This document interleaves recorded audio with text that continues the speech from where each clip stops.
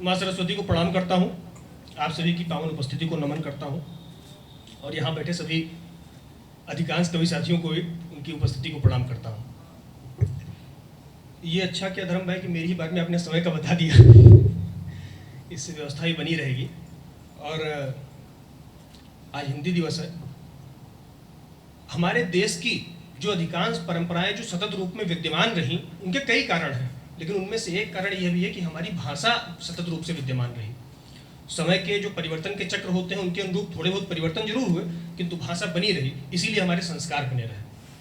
तो अपने आंचल में कितने ही उपभाषाओं बोलियों को स्थान देने वाली माँ हिंदी को बारंबार प्रणाम करता हूँ और मैं काव्य पाठ की शुरुआत करता हूँ। कुछ मुक्तक सुनाता हूँ, थोड़ा प्रयास करता हूँ कि आपका मन बने, उसके बाद एक गीत सुनाऊंगा और जितना उसमें समय लगेगा। कि हद होगी तो होगा कि जंग हार जाएंगे, हद होगी तो होगा कि जंग हार जाएंगे, जिद फिर भी वही है कि एक बार जाएंगे। किसने किनारों पर लिखे हैं गीत जीत के, किसने किनारों पर लिखे हैं गीत जीत के, उतरेंगे नदी में तभी उस पार जाएंगे, उतरेंगे नदी में तभी उस पार जाएंगे। एक मुक्तक और सुनाता हूँ कि हाँ सच है, हाँ मानते हैं सच है, जीत जाना है मुश्किल, हाँ मानते हैं सच है, जीत जाना है मुश्किल, पर बढ़ दिए तो लौट के फिर आना है मुश्किल, और फैसले कर लेना तो फिर भी सरल ही है, फैसले कर लेना तो फिर भी सरल ही है, उन फैसलों को स्वयं में अपनाना है मुश्किल, उन फैसलों को।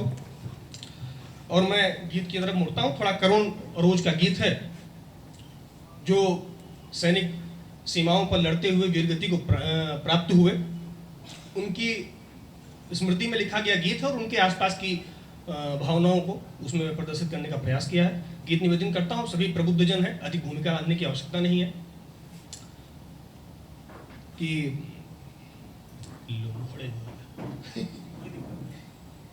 कापी कलम की बड़ी आवश्यकता होती है कवियों की। यहाँ शुरू करता हूँ, थोड़ी अव्यवस्था के लिए क्षमा चाहता हूँ। कि वो हमारे लिए जान दे कर गए, वो हमारे लिए जान दे कर गए, ऋण ये उनका चुकाए चुकेगा नहीं, वो हमारे लिए जान दे कर गए, ऋण ये उनका चुकाए चुकेगा नहीं, सर कटाएंगे और काट लाएंगे हम, सर कटाएंगे और काट लाएंगे हम, भारती माँ तेरा सर झुकेगा नहीं, वो हमारे लिए। पहला बंद बताता हूँ कि ये जो बलिदान हुए ये थे कौन। कि कितने गांवों की मिट्टी समेटे थे वो, कितने गांवों की मिट्टी समेटे थे वो, कितने आंगन के इकलौते उजियारे थे, कितने आंखों के उम्मीद की रोशनी, कितने चांदों के मांगों के वे तारे थे, कितने चांदों के मांगों के वे तारे थे। और देह तो श्वास के बंधनों तक रही, देह तो श्वास के बंधनों तक रही, शौर्य पर कोई बंधन रहेगा नहीं, वो हमारे लिए। अगला बंद सुनाता हूँ। अभी चित्तौड़ की और मेवाड़ की भी कहानी चल रही थी। एक महाकवि श्याम नारायण पांडे जी ने हल्दी घाटी की किताब लिखी चित्तौड़ की घटना पर, कि वो जो युद्ध हुआ इसमें मान सिंह अकबर की सेनाओं का नेतृत्व कर रहा था। उसके त्रयोदश या द्वादश सर्ग में जब वो युद्ध का जिक्र करते हैं तो कहते हैं किस प्रकार जब पहली बार में मेवाड़ी सेना आगे बढ़ रही थी और मान सिंह को लगा कि युद्ध वो हारने वाले हैं, तो उन्होंने तोपों का मुंह किले की ओर खोल दिया। और तब राणा कहते हैं अपने सैनिकों को आदेश देते हैं कि इन जलती हुई तोपों के ओर बढ़ते चले जाओ और इनका मुख मोड़ दो। मैं यहाँ से कल्पना करता हूँ कि उस समय जब राणा ये आदेश दे रहे होंगे तो पृथ्वी का संपूर्ण शौर्य उनके शौर्य की बराबरी कर रहा होगा, लेकिन जब मैं उनके उन वीर सैनिकों की कल्पना करता हूँ तब मुझे लगता है कि पृथ्वी का संपूर्ण शौर्य उनके आगे नतमस्तक हो गया हो, जो नाग व्यक्तित्व को आगे बढ़ गया।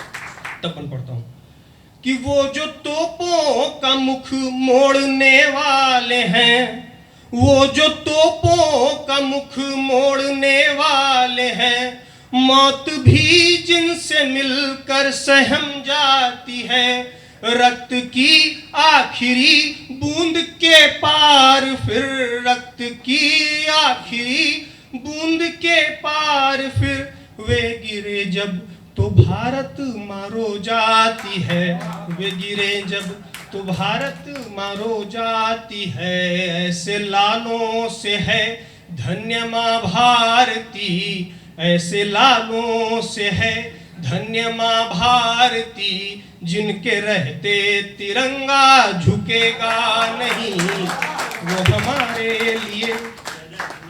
बहुत बहुत धन्यवाद। और अंतिम बंद रखता हूँ, एक दृश्य अक्सर हमारे सामने आता है जब ऐसा कभी किसी ऐसी कोई घटना होती है जहाँ कोई सैनिक वीरगति को प्राप्त हो जाए और उसका शव उसके गांव उसके घर पहुंचे, तो मीडिया के बंधु हमारे जाते हैं। और ये अक्सर हमने ये चीज़ देखी है कि किसी के यहाँ जो शहीद हुआ, जो बलिदान हुआ, वो व्यक्ति इकलौता था, और उसके माँ बाप से जब उन शोक के क्षणों में पूछा गया तो उन्होंने कहा एक ही अफसोस है, एक ही बेटा था, एक और होता तो उसी भी सेना में भेजते। ये जो परिपाटी शौर्य की है ये अपने ही देश में देखने को मिलती है। तब मैं बताता हूँ, अंतिम बंद रखता हूँ कि धन्य आंगन है चौखट है खलिहान है, धन्य आंगन है चौखट है खलिहान है, तुम न होगे जहां अब निशा होगा बस आंखें नम है, यही एक अफसोस है, आंखें नम है, यही एक अफसोस है, धरती माँ के लिए बेटा एक ही था बस, धरती माँ के लिए बेटा एक ही था बस।